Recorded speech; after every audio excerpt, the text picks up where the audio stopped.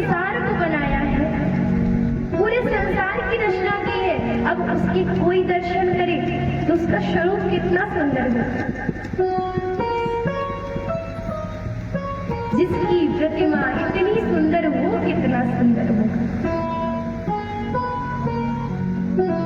हम प्रभु की प्रतिमाओं को देखें, मूर्तियों को देखें, तो प्रभु का मूर्ति में जब स्वरूप इतना सुंदर लगता है, तो ये बताइए फिर प्रभु का स्वरूप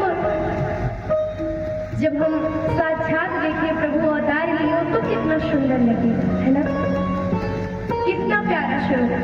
आज बोली नाची भुषुंडी जी खोए हुए हैं। माता ने कहा बाबा हाथ देखोगे आपकी, बस यूं ही चटपटा के उठे, तो हाथ देखा, बोला कि भैया आपके पुत्र बहुत श्रेष्ठ हैं, बहुत नाम करेंगे, सबका कल्याण करेंगे, बहुत अच्छे राजा होंगे।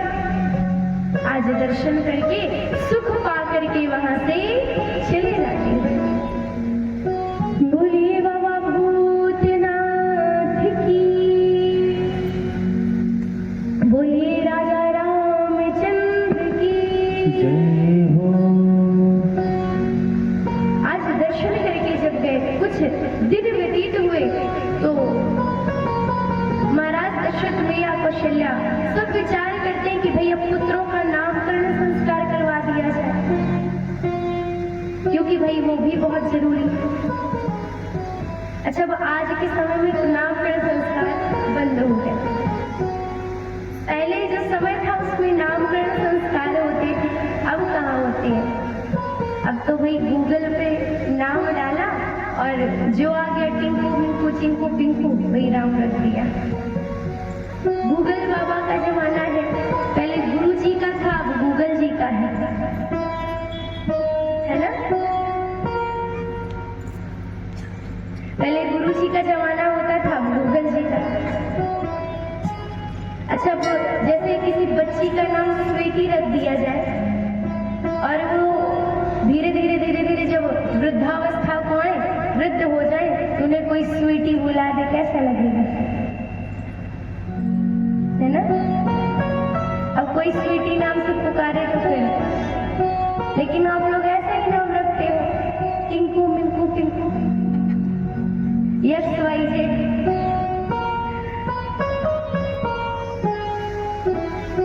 जैसे यदि हमारे जो पुत्र हैं, बच्चे हैं, उनका नाम भगवान के नाम पर होगा, जैसे भागवत जी में एक कथा आती है जामने की, उसके पुत्र का नाम नारायण था, तो नारायण नारायण रटने के कारण उनको प्रभु की प्राप्ति हुई।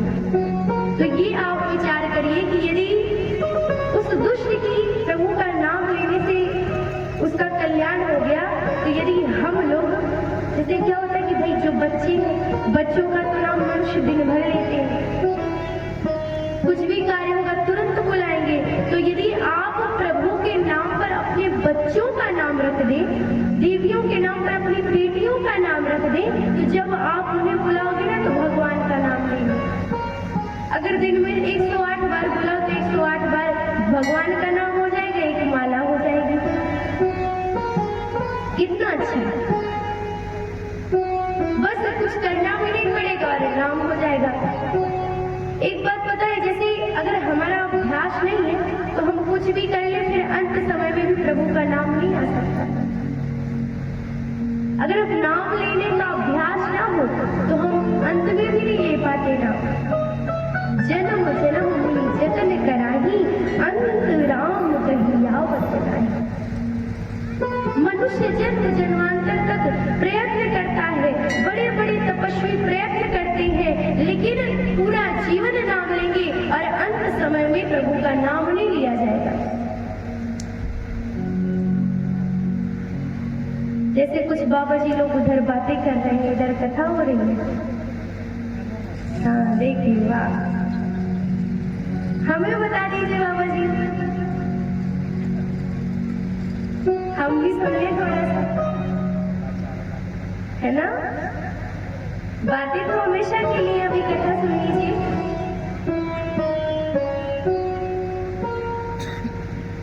जन्म जन्म मुनि जतन कराही, अंत राम कही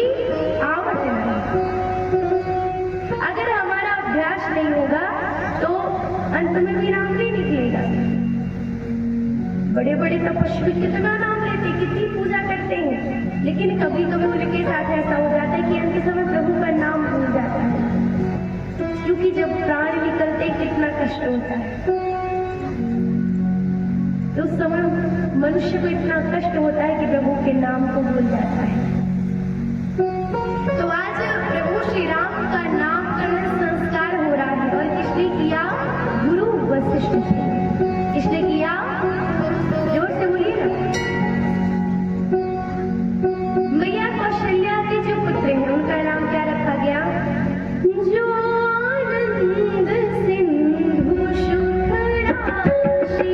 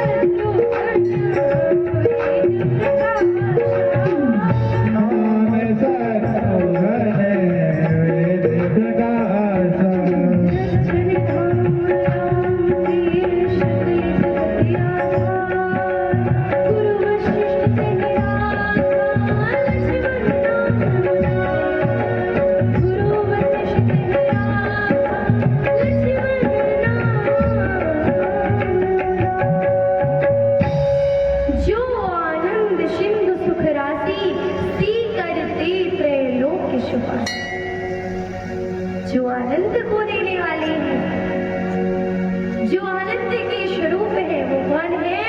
प्रभु श्री राम। विश्व भरण पोषण कर जोई, ताकर नाम भरत सोई। जो विश्व का भरण पोषण करने वाले हैं, पोषण करने वाले हैं, उनका नाम क्या होगा? भरत। कैकेयी मैया के पुत्र का नाम होगा भरत। जाके सुमिरन तेरे पुनासा, नाम शत्रुघ्न वेद प्रकाश। जिसके नाम का स्मरण कर लेने मात्र से शत्रुओं का नाश हो जाए, विनाश हो जाए, ऐसे सुमित्रा मैया के एक पुत्र का क्या नाम होगा? शत्रुघ्न। लक्षण धाम राम प्रिय सकल जगत आदि, गुरु वशिष्ठ तेहि राखा, लक्ष्मण नाम होगा। जिनके लक्षण प्रभु श्री राम के समान होंगे, ऐसे सुमित्रा मैया के जो दूसरे पुत्र हैं, उनका नाम क्या होगा? लक्ष्मण। जिनके लक्षण साक्षात उनका नाम है लक्ष्मण। तो एक बार सभी भाव से बोलेंगे, बोलिए चारों भैया की जय श्री राम, जय जय श्री राम। तो नामकरण संस्कार होता है। इसके बाद कुछ दिन व्यतीत हुए तो एक दिन क्या करती है भैया कि राम जी को पालने में लिटाया था। चारों भाइयों के लिए अलग अलग पालना, सबको अलग अलग लिटाया। तो जब अलग अलग पालने में लिटाया तो लक्ष्मण जी रोने लगते हैं। अब जब लक्ष्मण जी रोने लगे तो मैया को लगा कि भाई क्या बात है, रो क्यों रहे हैं ये। तो जब गुरु जी को बुलाया, गुरु जी तो सब जानने वाले, गुरु जी ने क्या किया, लक्ष्मण जी को उनके पालने से उठा करके राम जी के पालने में लिटा दिया। और जैसे ही लिटाया तो लक्ष्मण जी जोर जोर से हंसने लगे, जोर जोर से मुस्कुराने लगे, क्योंकि भाई लक्ष्मण जी बचपन से ही देखे, बाद में तो जब बन गए तो गए, लेकिन प्रभु के चरणों में कितनी प्रीति थी। धीरे धीरे धीरे धीरे समय व्यतीत हो रहा है। तो एक दिन की बात है कि मैया कौशल्या क्या करती है कि प्रभु श्री राम को पालने में लिटाया और भोजन बनाने लगी। और भोजन बना करके कुल देव की पूजा के लिए गई। और कुल देव है रंगनाथ, सूर्यवंश के जो कुल देवता है वो रंगनाथ जी। भोजन बनाया और भोजन बना करके आज कुल देवता के भोग के लिए ले जाते हैं। अच्छा एक बात पूछे, जब आप लोग भोजन बनाते हैं तो भगवान को भोग लगाते हैं कि नहीं? कौन कौन लगाता है? अच्छा पीछे, अच्छा गाय के लिए रोटी निकालते हैं कि नहीं? कौन कौन निकालता है? बस। अच्छा कौन कौन नहीं निकालता? अभी निकालने में किसी ने हाथ नीचे किया था, अब नहीं निकालने में पूछा तो अब नहीं उठा रहे हाथ। देखिए जब हम भोजन बनाए तो पहले क्या होता था, चूल्हे में भोजन बनता था ना। तो जब भोजन बनाना मैया लोग शुरू करती थी, सबसे पहला जो होता है हिस्सा वो अग्निदेव का होता है, अग्निदेव को दिया जाता है। उसके बाद का गाय के लिए, और सब बीच का जो होता है उसमें भगवान के लिए और आपके लिए, और सबसे लास्ट वाली जो रोटी होती है वो होती है कुत्ते के लिए।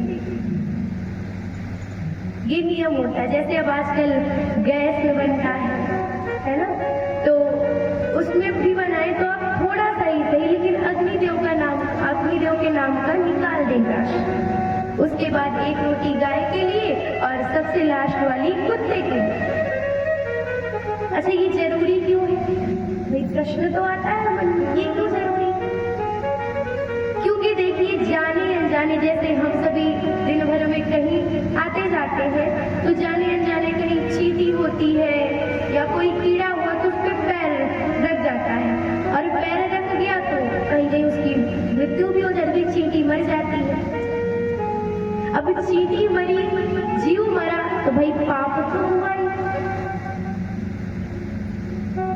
कहो कोई सामान आप रखे हो, उसमें कुछ चींटियां हो जाए, आप हटाने लगो, उसमें ही 2-4 चींटी मर जाए आपसे, तो उनका प्राण तो गया, आपसे गया, हत्या तो हुई, तो भाई उसका पाप भी लगेगा।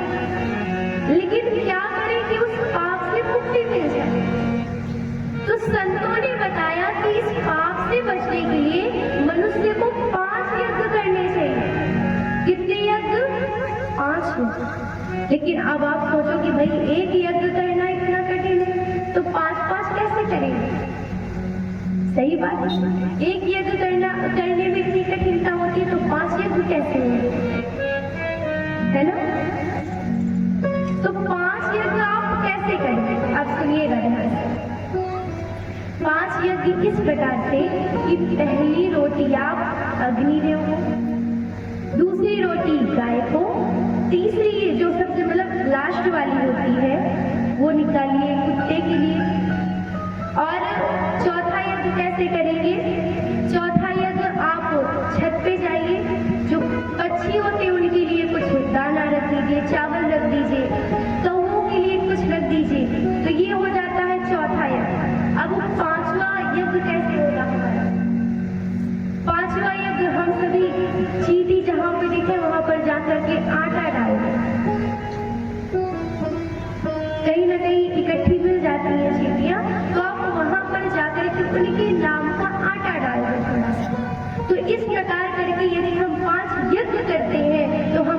छोटे छोटे जाने अनजाने पाप होते इनका दोष नहीं प्राप्त होता।